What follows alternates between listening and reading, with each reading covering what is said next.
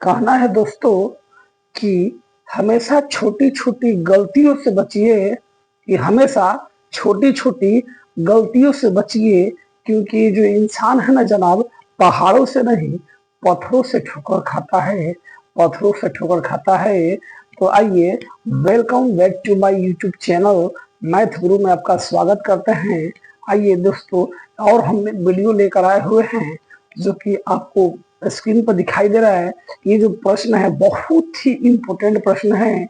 ये प्रश्न मतलब अगर बच्चे इसको देख लेते हैं ना तो 2026 का जो बोर्ड का एग्जाम होगा उसमें आने की 100% की गारंटी है। तो आइए, सबसे पहले हम इस प्रश्न को पढ़ते हैं और देखते हैं। और आपसे मैं एक बात बता देना चाहता हूं कि अगर आप हमारे इस YouTube चैनल पर नए हैं तो सबसे पहले आप मेरे इस चैनल को सब्सक्राइब करिएगा और वीडियो को लाइक शेयर जरूर करिएगा और अपने दोस्तों तक इस वीडियो को शेयर करें ताकि उसे यह प्रश्न समझ में आ जाए और इस वीडियो के अंत तक बने रहें ताकि आपको भी ये प्रश्न अच्छे से समझ में आ जाए। तो ये देखिए, ये प्रश्न कह रहा है कि किसी एपी का जो 7वां पद है 20 है, ठीक है ना। एपी का 7वां पद जो है 20 है और जो 13वां पद है वो 32 है। तो एपी ज्ञात करें। तो देखिए दोस्तों, हम पिछले वीडियो में आपको बताए थे कि कोई भी पद निकालना होगा उससे एक कम कर देते हैं, ठीक है। यानी हम देखिए, आइए हम देखते हैं, बताते हैं इसको कैसे हम ज्ञात करेंगे। तो जिसे कह रहा है एपी का 7वां पद, तो इधर लिखेंगे हम हल लिखेंगे और लिखे एपी का 7वां पद। तो जो होगा आपका एपी का 7वां जो होगा पद कमा, तो ऐसे होगा ए प्लस 7वां पद है तो एक कम हो जाएगा 7 से, तो ए प्लस 6d बराबर कितना है 20 है। इक्वेशन फर्स्ट ले लेते हैं, ठीक है। दूसरा कह रहा है एपी का 13वां पद जो है 32 है, ठीक है। तो यहां पर भी लिखेंगे एपी का 13वां जो पद है वो क्या होगा, इसी के माध्यम से ए प्लस 13वां पद है तो एक कम 12d बराबर कितना है, तो 32 है। इक्वेशन 2। चलिए आइए, यहां तक तो हमने इसको ले लिया। अगर इसमें कोई दिक्कत तो आपको होगी नहीं, अगर दिक्कत होगी तो कमेंट में जरूर बताइएगा। चलिए, जब हमारा समीकरण 1 और 2 प्राप्त हो गया है तो 1 और 2 को हल करते हैं। लेकिन समीकरण 1 तथा 2 से 1 और 2 को हल करेंगे तो एक में है ए प्लस 6d बराबर 20 इक्वेशन फर्स्ट। दूसरा है ए प्लस 12d बराबर 32 इक्वेशन सेकेंड। आइए इसको हम हल करते हैं। तो हल कैसे करेंगे जनाब, देखेंगे ध्यान से कि अगर यहाँ दोनों जगह अगर प्लस रहता है तो हम चिन्ह को बदल देंगे, यानी इसके आगे भी प्लस है इसके आगे भी प्लस है।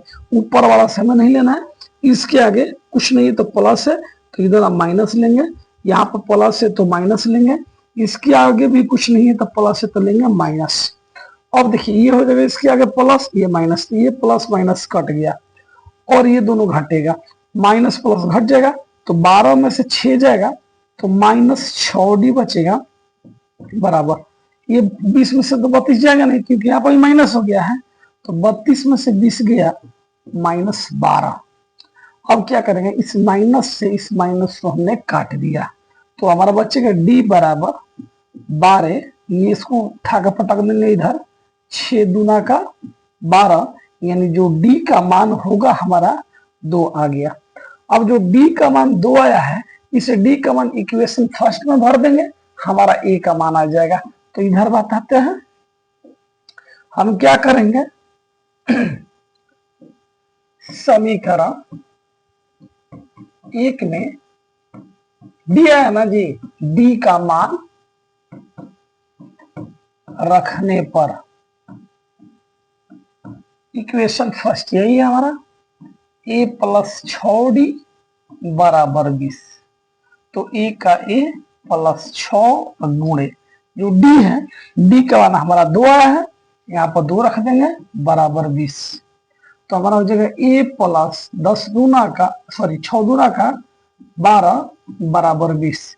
ये प्लस से उधर पटकेगा तो माइनस हो जाएगा, तो ए बराबर 20 माइनस 12, तो ए बराबर हमारा 8 आ गया। तो देखिए ए का मान निकल गया, डी का मान निकल गया, तो कहता है क्या एपी ज्ञात करे। तो देखिए इसमें बताया नहीं गया कितना एपी ज्ञात करना है, केवल एपी कह रहा है ज्ञात करने के लिए, ठीक है ना।